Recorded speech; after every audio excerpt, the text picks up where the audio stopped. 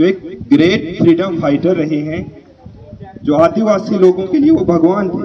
वो उनको भगवान की तरह आज पूजते हैं। उनके गले में, जहाँ पर उनकी झारखंड में आप जाओगे, वहाँ पर उनकी बहुत सारी मूर्तियाँ होती हैं। वहाँ पर जो आदिवासी लोग हैं, वहाँ पर जो और भी लोग आते हैं हिंदुस्तान के किसी भी कोने से, जब वो वहाँ पर जाते हैं, देखते हैं, वहाँ पर वो दीप जलाते हैं, वहाँ पर वो उनको फूलों की मालाएं चढ़ाते हैं। लेकिन जो लोकल वहाँ के ट्राइबल लोग हैं, आदिवासी लोग हैं, वो उनको एक भगवान की तरह से जो है पूजते हैं।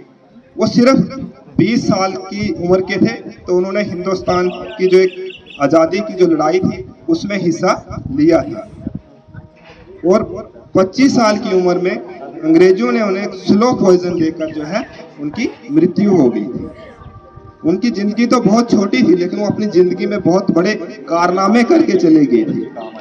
आदिवासी लोगों की क्या कंट्रीब्यूशन है हिंदुस्तान को आज़ाद कराने के लिए। आज का दिन ये जो जनजातीय गौरव दिवस है, आज का दिन हम किस लिए बनाते हैं? क्योंकि आज का दिन हमने जनजातीय गौरव दिवस के तौर पर मनाते हैं, क्योंकि जो आदिवासी लोग थे और उनके जो दूसरे ग्रेट फ्रीडम फाइटर्स थे, उन्होंने हिंदुस्तान को आज़ाद कराने के लिए उनका क्या रोल रहा था। इसलिए आज का दिन जो है 15 नवंबर, जो कि श्री बिरसा मुंडा जी का जन्मदिन है, तो वो दिन जो है जनजातीय गौरव दिवस के तौर पर जो है आज के बाद हमारे पूरे हिंदुस्तान में जो है 15 नवंबर को जो है जनजातीय गौरव दिवस मनाया जाएगा।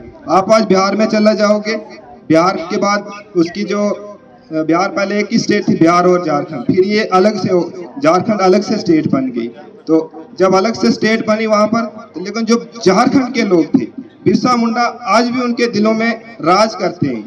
आज भी उनके मन में एक इंस्पिरेशन बने हुए हैं कि जब झारखंड एक अलग से स्टेट बन गई, लेकिन 15 नवंबर को ही झारखंड जो है वो एक अपना स्टेट, अपने जो स्टेट दिवस है ना, वो 15 नवंबर को ही मनाते हैं, क्योंकि 15 नवंबर श्री बिरसा मुंडा जी का जन्मदिन हुआ था।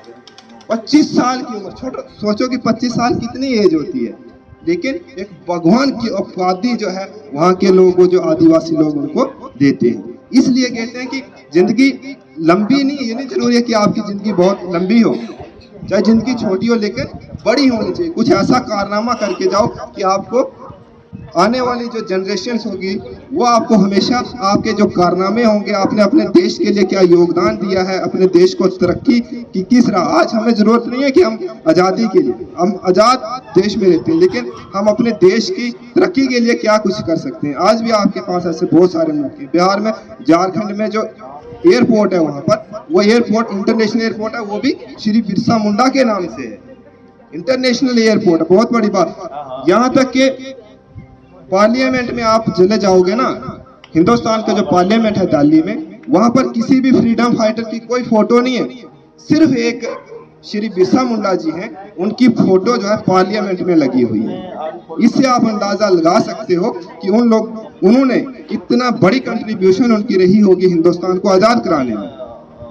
जब वो स्कूल में उनको एडमिशन हुई थी, क्रिश्चियन स्कूल में, तो क्रिश्चियन वहाँ पर जो अंग्रेजी स्कूल थे, उनका पढ़ाई से ज़्यादा ये रहता था कि जो वहाँ पर आदिवासी लोग हैं, जो ट्राइबल लोग हैं, उनको वो कन्वर्ट कर रहे थे क्रिश्चियनिटी में। जब बिरसा मुंडा जी की भी वहाँ पर एडमिशन हुई, तो उन्होंने देखा कि वहाँ पर जो नाम तो वही, पीछे जो बिरसा, आगे जो सरनेम होता है उसके साथ वो डेविड वगैरह इस तरह के ब्रिटिश जो नाम थे वो लगा रहे थे। मैं आपको बताऊं कि वहाँ पर क्या हो रहा था कि जिस तरह से केनिया के एक बहुत बड़े राइटर हैं, उन्होंने लिखा है कि जब हमारे यहाँ ब्रिटिशर्स आए थे तो हमारे पास जमीनें थी, हम आज़ाद थे, लेकिन जब ब्रिटिशर्स यहाँ पर आए उनके हाथ में बाइबल थी, उन्होंने हमें बाइबल दे दी और कहा कि आंखें बंद करो, हम प्रार्थना करते हैं।